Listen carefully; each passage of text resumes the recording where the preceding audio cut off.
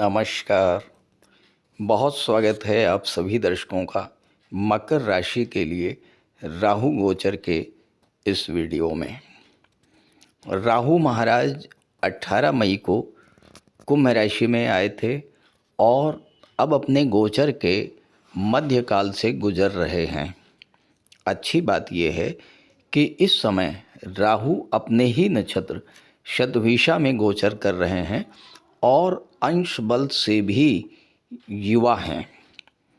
तो आज के इस वीडियो में इसी बात पर चर्चा होगी कि अपने ही नक्षत्र में गोचर करते हुए युवा राहु आपको किस तरह का लाभ प्रदान करेंगे और आपके जीवन में किस तरह का परिवर्तन लेकर के आएंगे। शतभिषा नक्षत्र के 4 चरण होते हैं और राहु महाराज 25 जनवरी को शतभिषा नक्षत्र में तीसरे चरण में गोचर कर चुके हैं और 29 मार्च को दूसरे चरण में चले जाएंगे और दूसरे चरण में 30 मई तक रहेंगे। शतभिषा नक्षत्र का जो तीसरा चरण है वो कुंभ नवांश में आता है, दूसरा चरण मकर नवांश में आता है और दोनों के ही स्वामी हैं शनिदेव। शतभिषा नक्षत्र हीलिंग का नक्षत्र है और हीलिंग का मतलब केवल हेल्थ प्रॉब्लम्स को लेकर के नहीं है। हीलिंग का बहुत व्यापक अर्थ है। इस नक्षत्र का काम ही है हर बिगड़ी हुई चीज़ को या तो ठीक करना या फिर बिल्कुल ही तोड़ करके नया बना देना। यानी इस 126 दिन में आपके जीवन में बिगड़ी हुई चीज़ें तो ठीक होंगी ही, लेकिन आपके जीवन में अप डाउन्स भी बहुत आएंगे और संघर्ष भी बहुत रहेगा। हो सकता है कि इन 126 दिनों में आप बहुत अकेला महसूस करें, लेकिन यही अकेलापन आपके जीवन का टर्निंग पॉइंट सिद्ध होगा। जहाँ तक राहु की बात है तो राहु को सबसे रहस्यमयी ग्रह माना गया है, लेकिन राहु ही वो सब कुछ देने में सक्षम है जो आज के भौतिकतावादी युग में हम पाना चाहते हैं। तो इस वीडियो में सबसे पहले तो मैं आपको ये बताऊंगा कि राहु क्या हैं, राहु किस तरह कार्य करते हैं और कैसे राहु से ज़्यादा लाभ लिया जा सकता है। फिर बात करेंगे इन 126 दिनों में राहु आपको किस तरह का लाभ प्रदान करेंगे, आपके जीवन में किस तरह का परिवर्तन लाएंगे। वीडियो के अंत में मैं आपको राहु के उपाय भी बताऊंगा। तो आइए समझते हैं कि क्या है राहु। देखिए, राहु एक छाया ग्रह है और ज्योतिष शास्त्र में राहु को शनि की छाया कहा गया है, शनिवत राहु। लेकिन सभी 9 ग्रहों में सर्वाधिक पावरफुल प्लेनेट जो हैं वो है राहु। राहु को कलयुग का किंग कहा जाता है क्योंकि आज के भौतिकतावादी युग में राहु ही हमें वो सब कुछ दे सकता है जो हम पाना चाहते हैं। राहु में असीम ऊर्जा होती है, राहु असीम विस्तार का कारक है और राहु की कोई लिमिट नहीं है। राहु जब देने पर आ जाए तो व्यक्ति को छप्पर फाड़ करके धन प्रदान करता है। राहु अचानक से एक्टिवेट होकर व्यक्ति को बुलंदियों पर पहुंचा देता है। चाहे शासन सत्ता हो, मीडिया हो, कारपोरेट जगत हो, ग्लैमर इंडस्ट्री हो, गेम्स या स्पोर्ट्स का क्षेत्र हो या फिर अन्य कोई भी क्षेत्र हो, जो भी व्यक्ति सेलिब्रिटी हुए हैं, जिन्होंने बुलंदियों को स्पर्श किया है, वो सब राहु की महादशा या राहु की अंतर्दशा के दौरान ही विश्वविख्यात हुए हैं, असीम मान सम्मान पाया है और धन की तो कोई लिमिट ही नहीं है। लेकिन यही राहु जब खराब फल देने पर आ जाए तो राजा से रंक बनाने में भी देर नहीं लगाते हैं। बनते बनते काम बिगड़ जाना, अचानक से स्वास्थ्य खराब हो जाना, बड़ी धन हानि हो जाना, नौकरी छूट जाना, व्यापार में बड़ी हानि, धोखे का शिकार होना, पैसा डूब जाना, अचानक से कोई अशुभ समाचार मिलना, ये सब खराब राहु के कारण होता है। मन में अनजाना भय, चिंता, तनाव और डिप्रेशन जैसी स्थितियों का बनना, ये सब भी इस बात के लक्षण हैं कि राहु आपको खराब फल दे रहा है। अब राहु अच्छा फल देगा या खराब फल, ये इस बात पर निर्भर करता है कि राहु का गोचर आपकी जन्म कुंडली में किस भाव में है, राहु पर किस ग्रहों की दृष्टि है, राहु के साथ पाप ग्रह का गोचर है या शुभ ग्रह का गोचर है। वैसे राहु जन्म कुंडली के 3, 6 और 10, 11 भाव में हो तो ज़बरदस्त लाभ प्रदान करता है। केंद्र स्थान और त्रिकोण स्थान में भी राहु अच्छा फल प्रदान करते हैं, लेकिन उसके लिए राहु का अंश बल से मजबूत होना भी जरूरी है। तो आइए समझते हैं कि गोचर में आपकी कुंडली के किस भाव में राहु का गोचर है और वो आपको किस तरह का फल प्रदान करेगा। तो ये है मकर राशि के जातकों की कुंडली। राहु महाराज का गोचर आपकी कुंडली के दूसरे भाव में है और यहाँ पर गोचर करते हुए राहु की दृष्टि छठे भाव, 8वें भाव और 10वें भाव पर पड़ रही है। यानी आपकी वाणी, आपके संचित धन, आपके परिवार, आपकी नौकरी, आपका प्रोफेशन, अचानक से धन लाभ, कैरियर संबंधी बातें, इन सब चीज़ों पर राहु का नियंत्रण रहेगा। अब राहु शतभिषा नक्षत्र में गोचर कर रहे हैं। शतभिषा नक्षत्र के 4 चरण होते हैं और चूंकि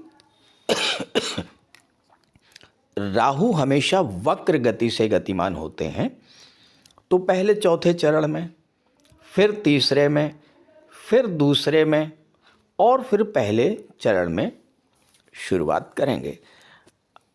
हालांकि हम बात तो करने जा रहे हैं 25 जनवरी से 30 मई के बीच के गोचर की, यानी कि तीसरे और दूसरे चरण की, लेकिन थोड़ा सा पीछे लौट करके अगर हम चौथे चरण को भी थोड़ा सा समझ लेंगे तो वीडियो आपको बहुत अच्छे से समझ में आ जाएगा।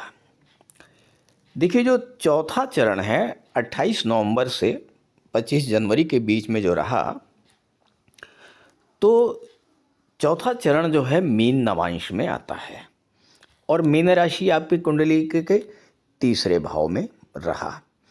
यानी राहु की ऊर्जा, शतभिषा नक्षत्र की ऊर्जा और मीन राशि की ऊर्जा, ये तीनों ही 3rd हाउस में रहीं। अब तीसरा भाव क्या होता है? तीसरा भाव आपकी कम्युनिकेशन पावर का होता है। तीसरा भाव आपके भाई बहनों को दर्शाता है। तीसरा भाव ट्रेवल्स को दर्शाता है, डॉक्यूमेंटेशन को दर्शाता है, निर्णय क्षमता को दर्शाता है। और राहु 2nd हाउस में बैठे हैं वाणी के भाव में। अब क्या हुआ होगा आपके साथ कि आपने अपने द्वारा कोई डिसीजन लिया, लेकिन उस डिसीजन को, उस निर्णय को आप इम्प्लीमेंट नहीं कर पाए, क्योंकि तीसरे भाव में मीन राशि है।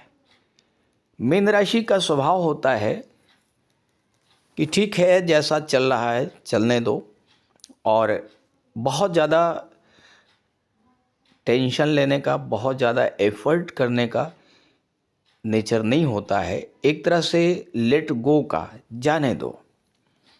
तो आपने प्लानिंग्स बहुत की होंगी, योजनाएं बहुत बनाई होंगी, पैसे को लेकर, कैरियर को लेकर, बिजनेस को लेकर, लेकिन उन योजनाओं को आप धरातल पर नहीं उतार पाए।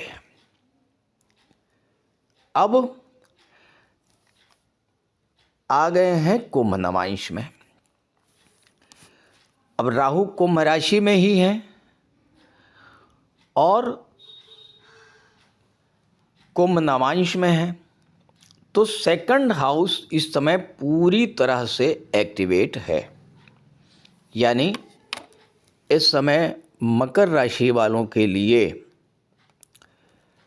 पैसा, वाणी, रिश्ते, इन सब को लेकर के कोई बड़े और महत्वपूर्ण निर्णय लिए जाएंगे,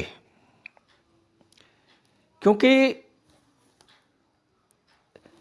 राहु का संबंध तीसरे भाव से भी है, 8वें से भी है, 10वें से भी है और दूसरे भाव में राहु बैठे हुए हैं।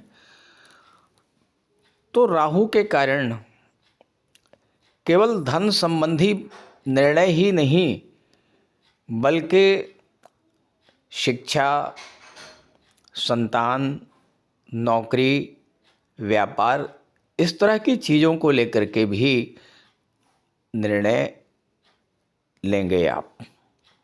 शतभिषा नक्षत्र का स्वभाव है बिगड़ी हुई चीज़ों को ठीक करना और या फिर पूरी तरह से बदल देना। तो और कुंभ राशि क्या है? कुंभ राशि जो है ये जो नए विचारों वाली बातें हैं, लॉजिक से काम लेने वाली राशि है, तर्क से काम लेने वाली राशि है। तो इस अवधि में चूंकि देखिए राहु सेकंड में है और जो फैसले आपको लेना है बहुत ही साहसिक निर्णय इस समय आपको लेने पड़ेंगे। किसी भी फैसले को अब टालने का समय नहीं रहा। जब कुंभ मीन नवांश में थे 28 नवंबर से लेकर के 25 जनवरी तक आपने डिसीजंस तो बहुत लिए लेकिन इम्प्लीमेंट नहीं कर पाए, उनको आपने किसी कारण से टाल दिया। अब वो स्थिति नहीं चलेगी। अब आपको हर हाल में कड़े फैसले लेने होंगे। अब यहाँ पर चूंकि 8वें भाव से राहु का संबंध बन रहा है, 8वां भाव आकस्मिक घटनाओं को दर्शाता है, गुप्त धन को दर्शाता है। तो अचानक से धन आगम का योग बनेगा। कोई पुराना रुका हुआ पैसा है, कोई पुरानी डील है, कोई कमीशन का पैसा है, इंश्योरेंस का पैसा है, शेयर मार्केट से कोई लाभ मिलना है, इस तरह का लाभ आपको मिलने जाएगा।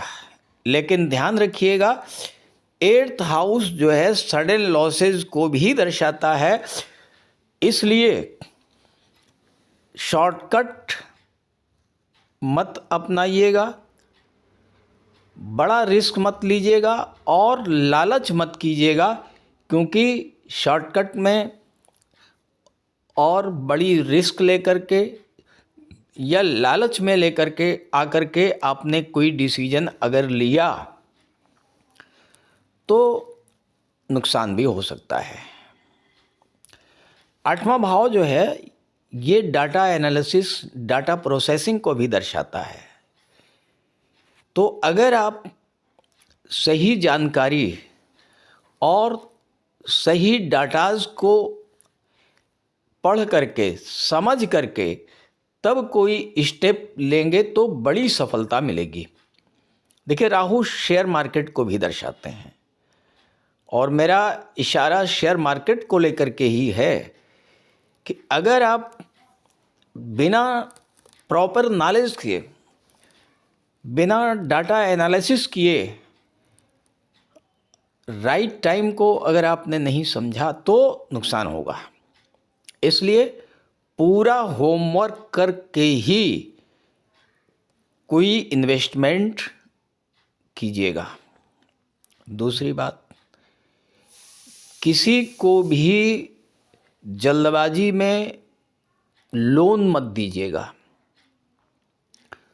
पैसा आपके पास आएगा, इसमें कोई दो राय नहीं है, लेकिन टिकेगा तभी जब आप डिसिप्लिन मेंटेन करेंगे। राहु के कारण आपकी वाणी बहुत प्रखर होगी और लोग आपकी बात को मानेंगे, लेकिन अगर जल्दबाजी में कोई तीखी बात आपने कह दिया तो फिर रिलेशंस भी ख़राब हो सकते हैं। इसलिए ऑफिस में है, बिजनेस मीटिंग है या परिवार में, हर जगह कुछ बोलने से पहले सोचना ज़रूरी है और बड़ी खामोशी के साथ आपको काम करना है। देखिए, राहु सीक्रेसी के कारक हैं और मैं हमेशा आपसे यही कहता हूँ कि जब भी आप राहु से बेहतर लाभ लेना चाहते हैं तो सीक्रेसी मेंटेन रखिए। अपनी स्ट्रेटजी को किसी को बताने की ज़रूरत नहीं है, किसी को शेयर करने की ज़रूरत नहीं है। कम बोलिए, स्पष्ट बोलिए और साथ ही साथ फॉरेन से जुड़ करके, नेटवर्किंग से जुड़ करके, ऑनलाइन प्लेटफॉर्म से जुड़ करके कार्य करेंगे तो ये समय आपके लिए गेम चेंजर हो सकता है। क्योंकि कुंभ राशि भी टेक्नोलॉजी और नेटवर्क की राशि है, नए ज़माने के साथ चलने वाली राशि है और राहु इसे और भी एक्टिवेट करेंगे तो नए क्लाइंट्स मिलने हैं, सोशल मीडिया के माध्यम से या किसी अन्य सोर्स से धन लाभ का बड़ा मौका आपको मिलेगा। लेकिन किसी पर आंख बंद करके भरोसा मत कीजिएगा। कोई डॉक्यूमेंट्स है, कोई एग्रीमेंट है, साइन करना है तो पहले डबल चेक कर लीजिए, अच्छे से पढ़ लीजिए, किसी लीगल एक्सपर्ट की राय ले लीजिए और उसके बाद तब आप साइन कीजिएगा। बिजनेस में और प्रोफेशन में एक बड़ा परिवर्तन आएगा। पुराने पैटर्न पर जो आपका बिजनेस चल रहा है, क्योंकि राहु एक ऐसे प्लेनेट हैं जो लीक से हट करके, परंपरा से हट करके कुछ नया करना चाहते हैं, तो अगर आपका बिजनेस ग्रो नहीं कर रहा है तो फिर एक बदलाव आपको करना पड़ेगा। नया प्रोडक्ट, नई स्ट्रेटजी, नई मार्केट में एंट्री लेना, इस तरह की चीज़ें आपको करनी पड़ेंगी। जो लोग पुराने पैटर्न पर ही चलते रहेंगे तो राहु इस समय उतना अच्छा रिजल्ट नहीं देंगे। 8वें भाव से संबंध है राहु का और 8वां भाव क्या है, ये रिसर्च को दर्शाता है। तो अगर आप मार्केट की एनालिसिस करेंगे अच्छे से तो किसी भी कंपटीशन में आप आगे निकलेंगे। पार्टनरशिप में बिजनेस है तो पारदर्शिता बेहद जरूरी है और साथ ही साथ स्वास्थ्य को लेकर के भी लापरवाही बिल्कुल मत कीजिएगा। नर्वस सिस्टम है, नींद है, एग्जाइटी है, ब्लड प्रेशर से जुड़ी हुई समस्या है तो ध्यान रखिएगा। जहाँ तक लोन की बात है तो ये वो समय है जब लोन से बाहर निकलने के लिए कोई ठोस स्ट्रेटजी आपको बनानी पड़ेगी।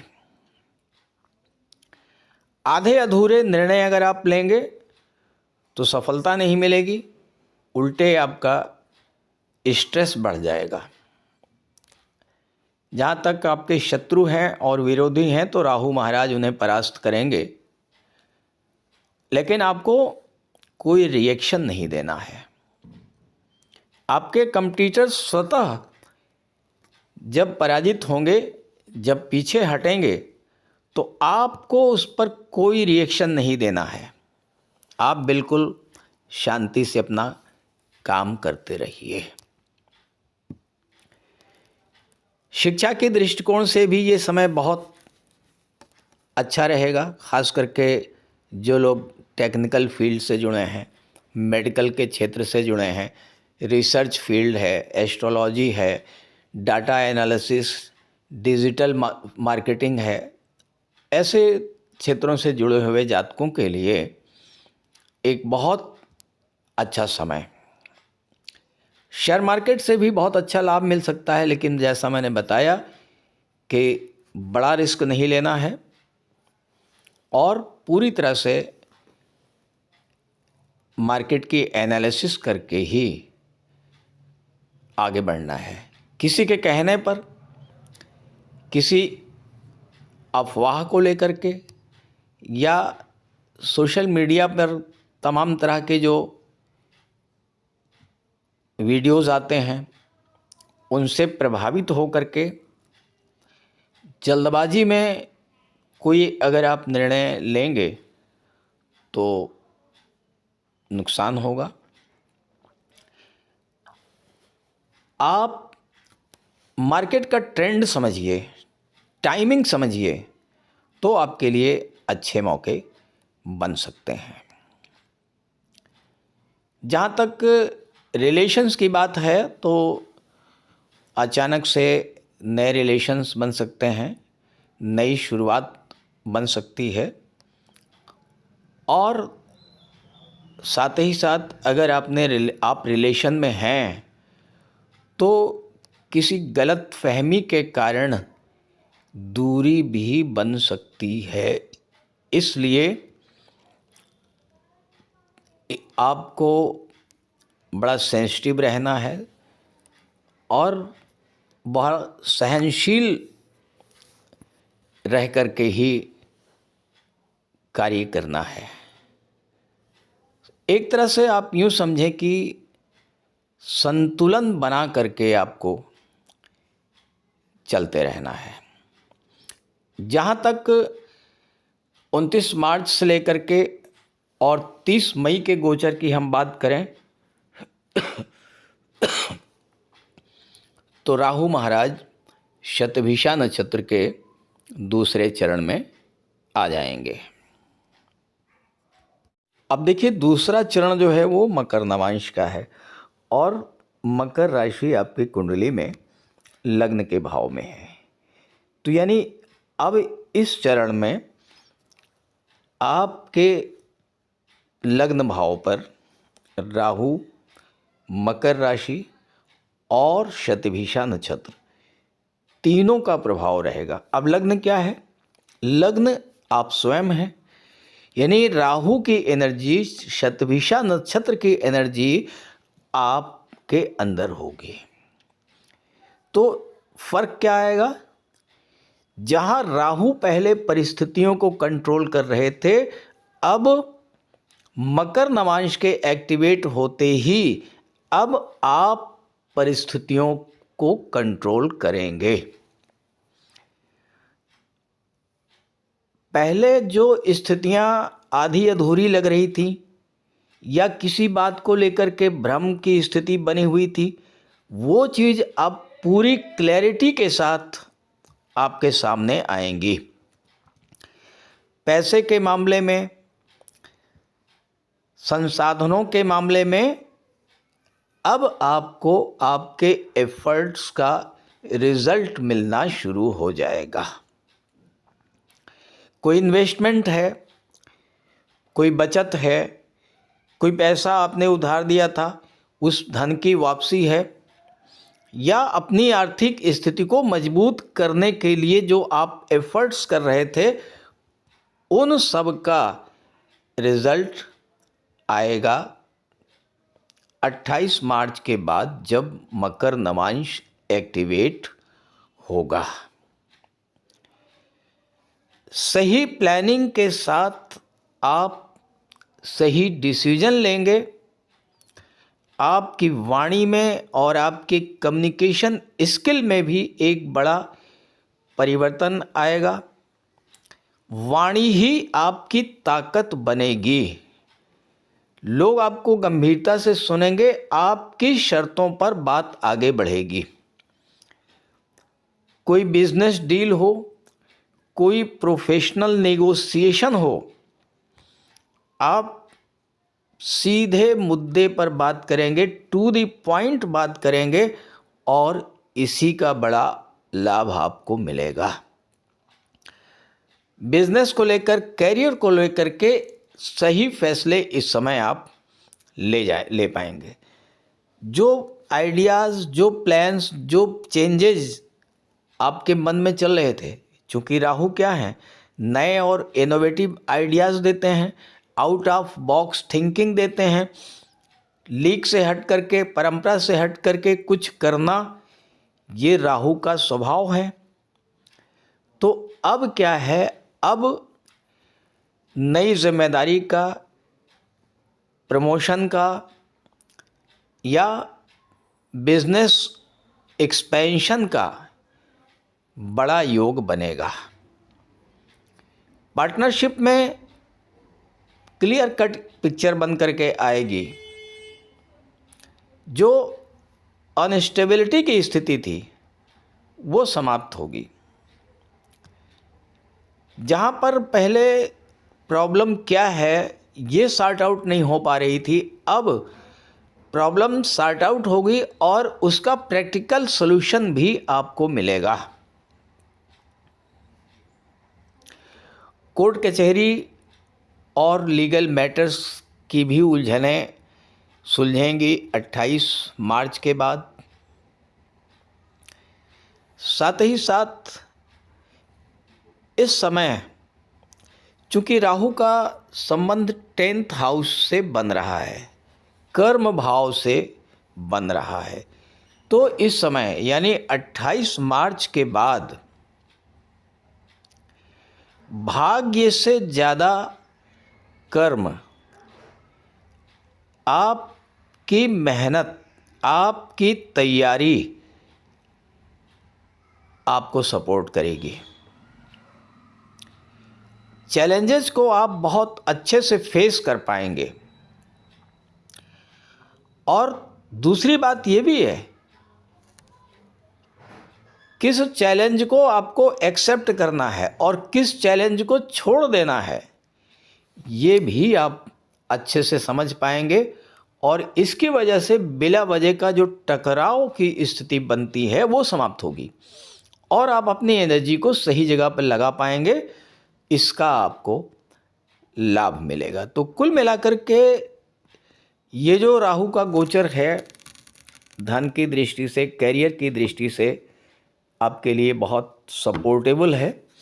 और कोई डूबा हुआ पैसा, अचानक का धन का लाभ हो जाना, प्रॉपर्टी से रिलेटेड मैटर सॉर्ट आउट हो जाना, कर्ज की समस्या से मुक्ति मिलना, इस तरह की चीज़ें आपके जीवन में, इन सब चीज़ों का लाभ आपको मिलने जा रहा है। तो इस गोचर का लाभ उठाइए। और साथ ही साथ अगर आप मुझसे संपर्क करना चाहते हैं तो इसी वीडियो के डिस्क्रिप्शन बॉक्स में मैंने अपना व्हाट्सएप नंबर दे दिया है, आप वहां पर कांटेक्ट कर सकते हैं।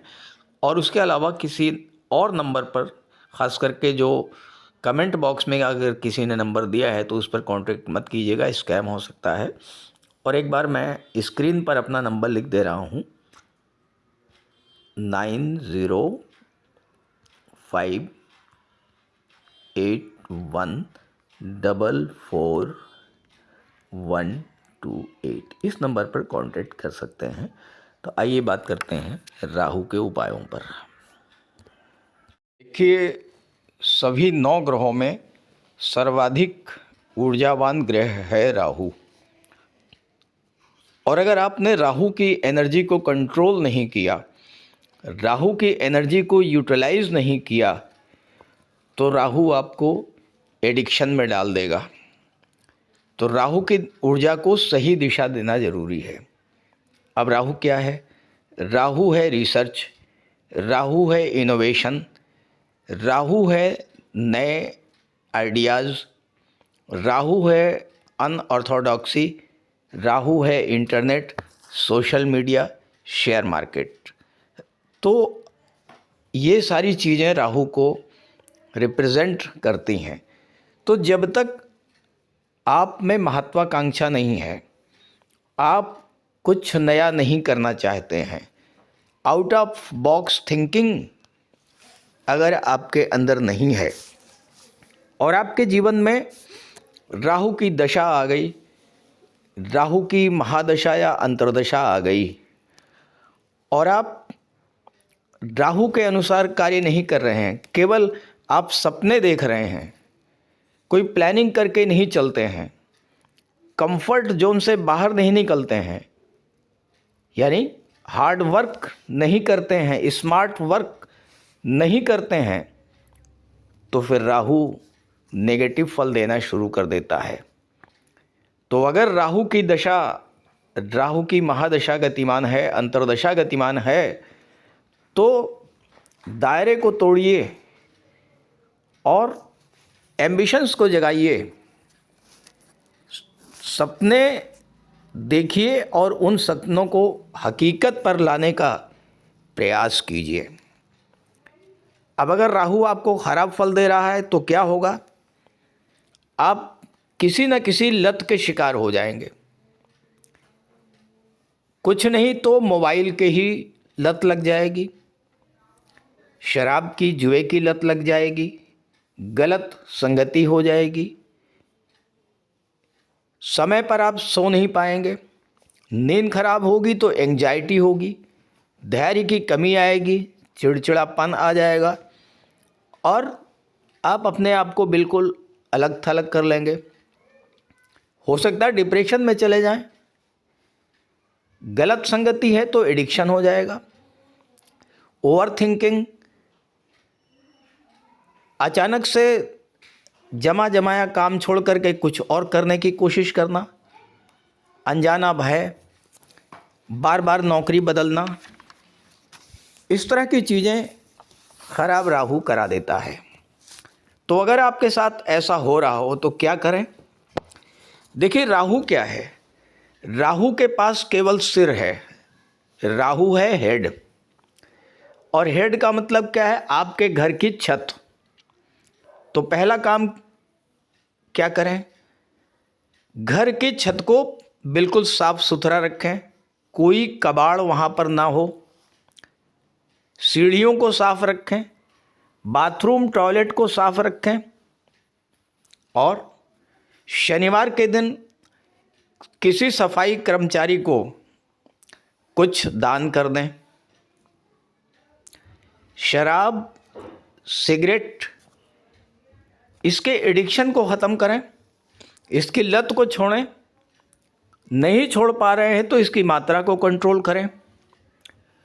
उन चीज़ों के बारे में बिल्कुल ना सोचें जिन पर आपका कंट्रोल नहीं है। ओवर थिंकिंग को अवॉइड करें। शाम के समय शनिवार के दिन हल्की रोशनी में राहु के मंत्र का जाप करें, ओम रांग राहवे नमः। और शनिवार के दिन एक जटा वाला नारियल अपने सिर से 7 बार उतार करके बहते जल में प्रवाहित कर दें या शनि मंदिर में डाल दें। और जब ओम रांग राहवे नमः का जाप करें तो चंदन का प्रयोग करें। चंदन की खुशबू वाली अगरबत्ती जला करके ओम रांग राहवे नमः का जाप करें। ये बहुत आसान से उपाय हैं और अगर आप इसे करते हैं तो आपको राहु के शुभ फल मिलने शुरू हो जाएंगे।